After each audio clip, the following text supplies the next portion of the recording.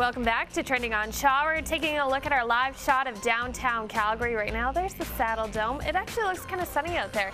I thought we were supposed to be getting some snow, so maybe that's coming later this afternoon.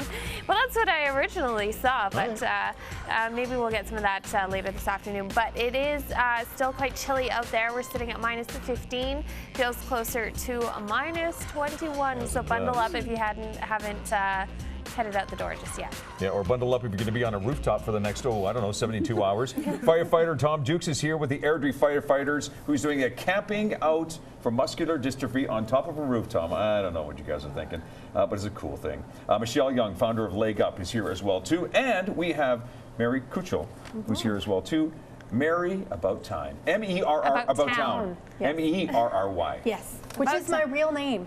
Yes. People think that it's not, but it is. I was born 3 days before Christmas. Yes. Oh, see? Yeah. You're one of those. I'm one of those. We're talking to Mary this morning about teaching kids the importance of giving back, and also you have some ideas as to how you can give back without it being monetary. Yes.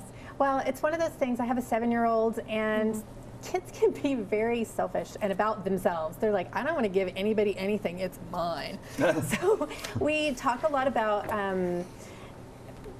you know, what would it be like if you didn't have a great place to live, or you didn't have your favorite toy, or those kind of things. So we talk about it a lot and explain to him that it's really good to try to give back.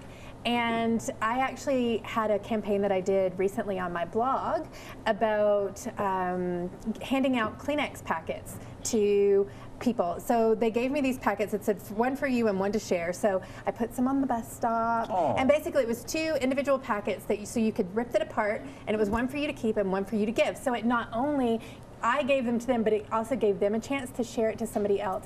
And it's, I always tell people, you don't have to do big things. So you don't have a bunch of disposable income. Fine, give your time. Shovel the neighbor's walk. Buy somebody a coffee.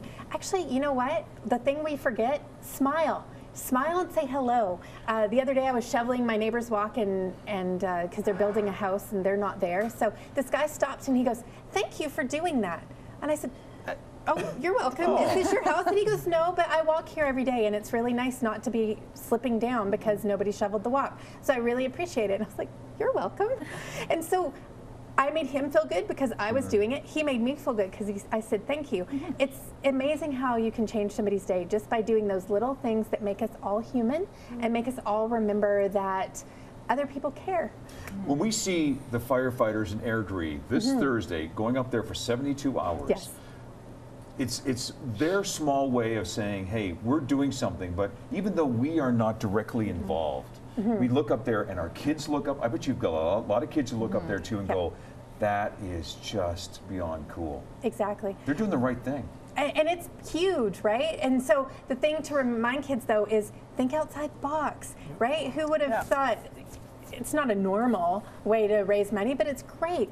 And at our school, actually, at the Christmas concert, they had a art auction. So all the kids got to make art in their classes. They all put it in the library. All the parents bid on it, and then they took all the money and gave it to, there's a charity here in Calgary, I don't remember what it's called, but it's a man who buys soccer balls, and he has a pump that he gives, and he sends them with people who are traveling to foreign countries, and so that way they can pump the balls up and give them to local kids, because you know, kids who have a ball have something to do. It's amazing. It gives them a game, it's fun, and so they gave all the money to him as a charity. So the kids got to figure out who they wanted to give it to. They raised the money.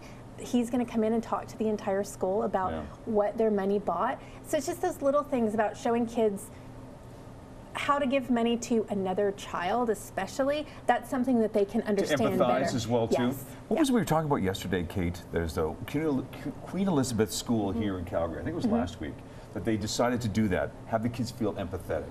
So they had 16 kids sitting at a table eating. The other group of like 20 or so kids sat there and watched them. And the whole idea, well, the whole idea behind that, though, was basically built on empathy, feeling and understanding what it meant to be poor and not have food. And Michelle, your kids must look up to you as well. How do you teach them? Well, I have great kids. They, you know, and Yeah. and I'm sure every parent says that, but I have great kids. So we had a whole campaign that ran in Chestermere called Chestermere Gives Back, and it focused on adults and youth and stuff that had done things like that in the community. And so lots of their groups, they go and they, you know, the youth group, they're called Yell. They held a car wash last year, donated all the money to the Kids Help Phone. So in our community alone, we have lots of that. Like our Chestermere is very gives back, community driven. And my boys, you know, they shovel the neighbor's walk, and sometimes they'll go down the whole street, and you know, it sits back, and you know, you have to kind of have that moment of, you know, I'm doing something right. They shovel the neighbor's walk. Well, the kids also learn from the parents. I mean, what we do as parents, the kids say, oh, you know what? Hey, that's pretty cool. Exactly. My mom does it. You know, my dad's doing it. So, hey, this is kind of cool. It's okay. Well, and I think it's important to get them involved in things because it's easy. Like if we were discussing United Way earlier. Right. A lot of people in Calgary give to the United Way. But if it's something that comes off your paycheck every month and you just write a check, if you don't tell your kids, they have no idea. Yeah. You're doing something great, which is wonderful, but make sure you go home and explain to your children what you're doing, why you're doing it, and why you think it's important. And also do things like Adopt a Family or Operation Children Christmas Child. Yeah, Where yeah. they do the shoe boxes. Those kind of things are really important because it's something that they can, because kids understand things that they touch, so things that they can actually do and know that it's going. And Tom, somewhere. you have a son. I have 4 kids actually. 4 kids. Yeah. Wow. I've So watched will it. you be bringing them out to see the firefighters? Yeah, so they'll be and out for sure to come out and support the guys. They'll probably bring some warm drinks and stuff See, like isn't that that. great? And some money maybe from their piggy banks to help out. But Oh, come on. at the end of the day, I think it's just getting involved in the community, right? So they realize, you know what, there's more than just this little window of school and home, that there's other things or other needs in the community, right? And you said it perfectly, even shoveling the neighbor's walk, right? Realizing, you know what, there's something about being a good neighbor. There's so many great, wonderful things that are happening, not only in the Calgary community, but of course in Chestermere and in Airdrie and all surrounding areas. But one of the issues, and all three of you are kind of dealing with it as well too, is creative strategies to get your name out there and to network, if you will. Like you three should get to know each other because she's got the Leg Up Facebook page. You've got this incredible fundraising thing going on. Yourself, I mean, my goodness, you could be blogging about some of the things that they're doing here. That connection, that's hard to build as a group, but to find people like this. So what are some of your strategies to be successful? We'll start off with Tom. I think, well, for us, because we have a goal not only to raise money, but also to raise awareness. So it's doing these things, coming on shows, talking about the events, talking about what the actual disease we're trying to raise money for and raise awareness for, right?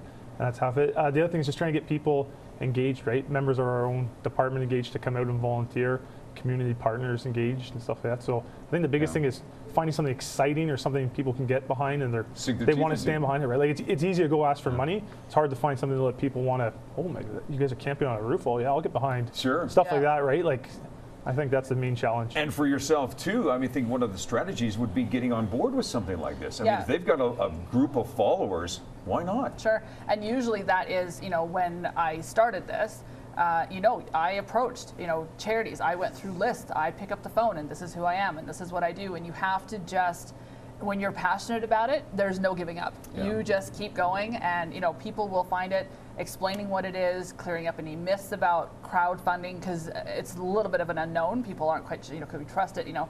But once you explain it, and especially how easy it is, if you can make donating and make fundraising easy, lots of more people, it's way more appealing than, you know, sometimes having to show up and organize an event and all that kind of stuff, right? So. And Mary, real quickly, if you're writing about it as well too, you're giving them some love and that's got to help. Yes, totally. And I love doing that. I've written about a lot of local Calgary businesses that other people haven't heard of or different events or different things because it is. And I like that I have a voice that I can do that in a platform to talk about those things.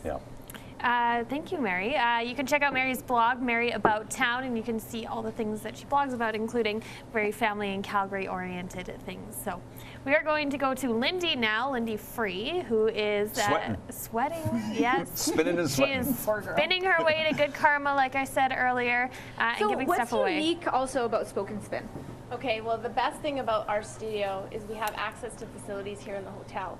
So we have Recharge, which is the fitness facility beside us, weight training, core work, that etc. So if I haven't trained you hard enough, you can go over there. We also have a splash pool, so it's called Splash, and all guests have access to that free of charge as well. Parking is also free, which is fantastic. Wow. Okay. And then what are we gonna do with these lovely things? Okay, so this is part of what we do here at Spoken is we do suspension training, which is incredible. Core is always engaged, upper body, lower body is always working, so the cardio still stays up while working your muscles. Okay. So we keep going in the class. After the spin, we go on to here for about 15 minutes. Okay. And so what are a few of these? So let's do some squat rows, okay? So this is a modified pull-up. So a lot of people can't do a pull-up.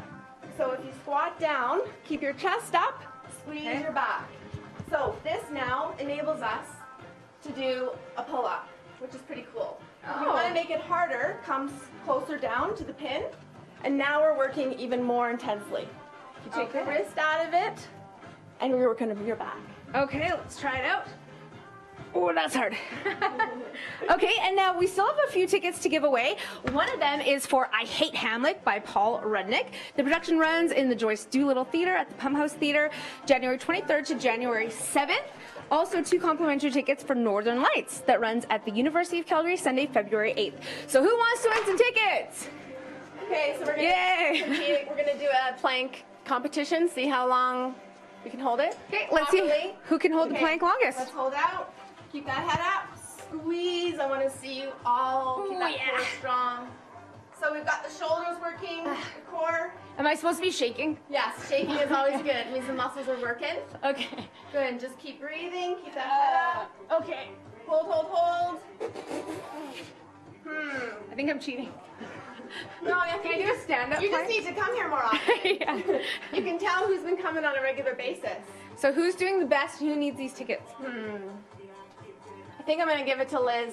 Liz? Congratulations, Liz. Thank you. Good job. High five. I can stop holding. Yeah. All right, so congratulations, and that's a look at spin and a little bit of this stuff. Thanks, guys. TRX there, Lindy. Good job. Making You might people need to work work just to on get that, yeah, tickets. yeah. Our trending poll, we're asking you the question this morning, is Calgary doing enough to help local charities? You can vote online on our Facebook or our Twitter page. The question is, well, here's the results are so far. 44% say yes, 44% say we could do better, while 12%